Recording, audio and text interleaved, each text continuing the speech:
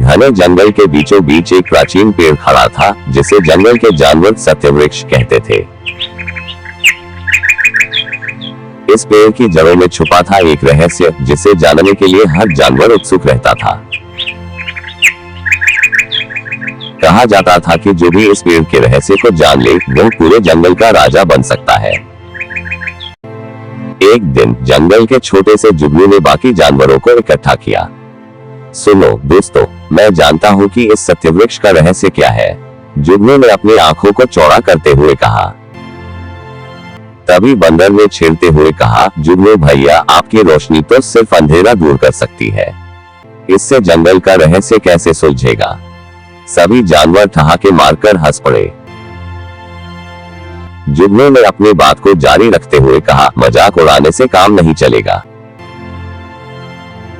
मुझे तो लगता है कि इस रहस्य को सुलझाने के लिए हमें एक टीम बनानी चाहिए। सभी जानवर एक दूसरे को देखने लगे। शेर, जो जंगल का वर्तमान राजा था, उसने गरजते हुए कहा, अगर कोई इस रहस्य को सुलझाने की कोशिश करेगा तो उसे मुझसे मुकाबला करना पड़ेगा। फिर भी जुगनू ने अपनी बात मनवा ली और एक टीम बनाई गई। इसमें शामिल हुए तोता, जो हर खबर उड़ उड़ कर लाता था, हाथी, जो ताकत का प्रतीक था, बंदर, जो हर समय शरारत करता रहता था, और खरगोश, जिसकी बुद्धि पर सभी को भरोसा था। टीम ने तय किया कि वे सत्यवृक्ष के चारों ओर छानबीन करेंगे। रात को जब शेर गहरी नींद में होगा, तब वे अपनी खोज शुरू करेंगे। रात को जब जंगल में सन्नाटा था, तभी सत्यवृक्ष के पास से अजीब सी आवाजें आने लगी। क्या तुम भी सुन रहे हो? तोते ने फुसफुसाते हुए पूछा। हाँ, ये आवाज तो किसी रोते हुए बच्चे जैसी लग रही है, बंदर ने अपनी पूंछ पकड़ते हुए कहा। हाथी ने पेड़ की तरफ बढ़ते हुए कहा, डरो मत, ये जंगल है, यहाँ अजीब चीजें होती रहती है।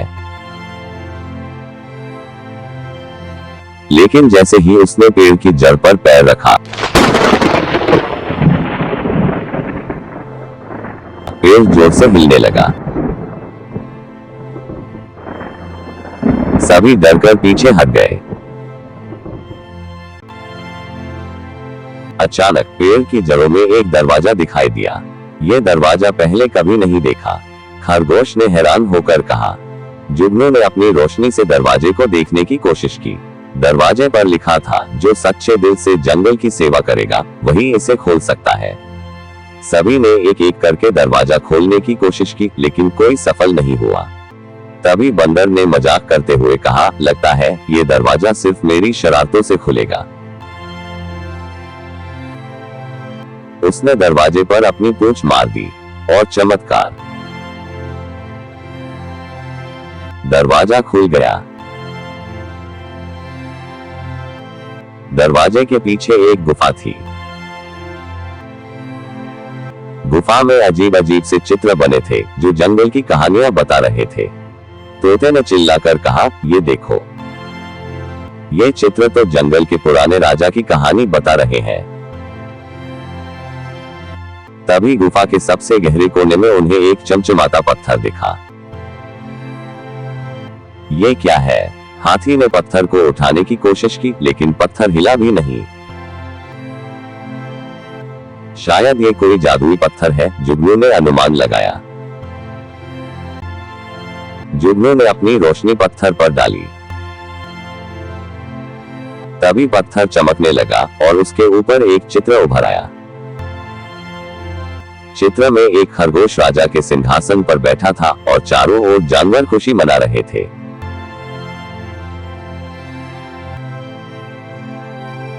यह क्या हो रहा है? तोते ने हैरानी से पूछा।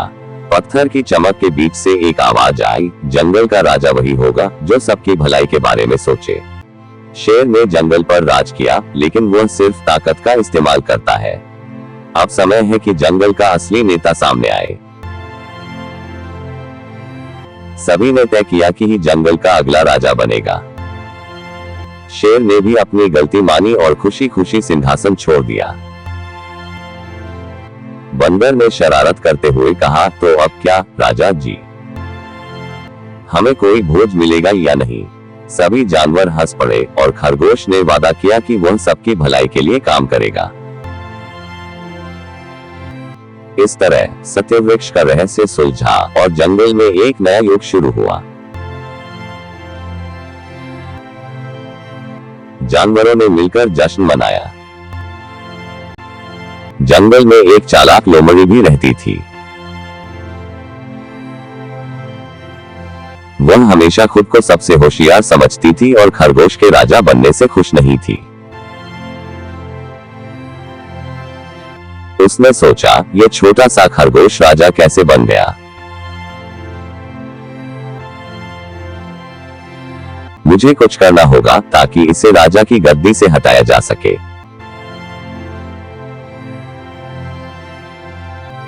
लोमड़ी ने जंगल के जानवरों के बीच अफवाह फैलानी शुरू की। उसने कहा, क्या तुम सबको पता है कि खरगोश के राजा बनने के बाद जंगल में समस्याएं बढ़ गई है? हम सब अब भी असुरक्षित हैं। कुछ जानवर उसकी बातों में आ गए, लेकिन जुगनू और बंदर ने इसे भांप लिया। लोमड़ी हमें बांटना चाहती है, बंदर ने कहा।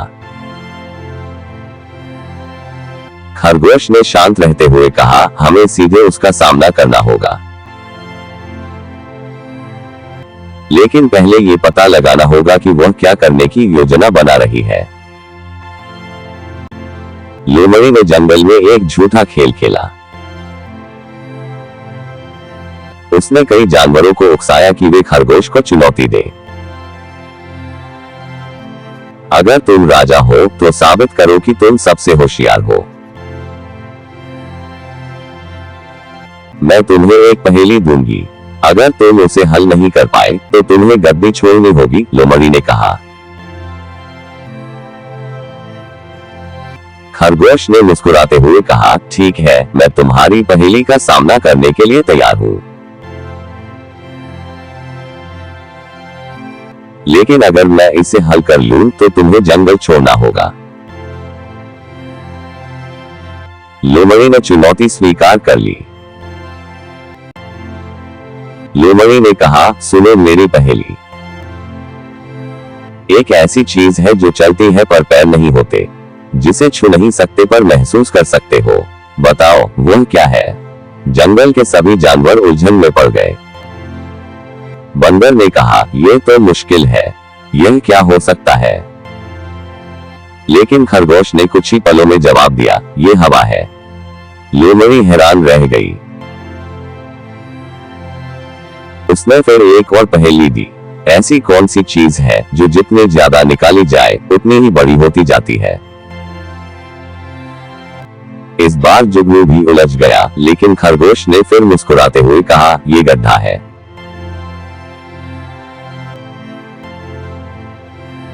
लोमड़ी अब समझ गई कि उसकी चालाकी काम नहीं आई। उसने हार मान ली और जंगल छोड़ दिया। लोमड़ी की हार के बाद जंगल में सभी ने एक बड़ा मेला आयोजित किया। बंदर ने अपनी शरारतों से सभी को खूब हंसाया। उसने तोते को पकड़कर कहा, तोता भाई, अगर तुम मेला देखने गए हो तो खबरें सुनाकर बताओ। तोते ने जवाब दिया, मुझे मत छेड़ो बंदर, वरना मैं राजा से कह दूंगा कि तुम्हें मेला से निकाल दे। सभी जानवर ठहाके मारकर हंसने लगे। जुगनू ने अपनी रोशनी से मेला को और खूबसूरत बना दिया। हाथी ने बच्चों को अपनी पीठ पर सवारी कराई। खरगोश ने सबके लिए विशेष फल और मिठाइयों का इंतजाम किया। एक दिन सत्यवृक्ष ने फिर से अपनी जड़ों में हलचल की। इस बार उसके पास एक नई घोषणा थी। उसकी जड़ों से एक आवाज आई, तुम सबने साबित कर दिया कि यह जंगल अब एक परिवार की तरह है।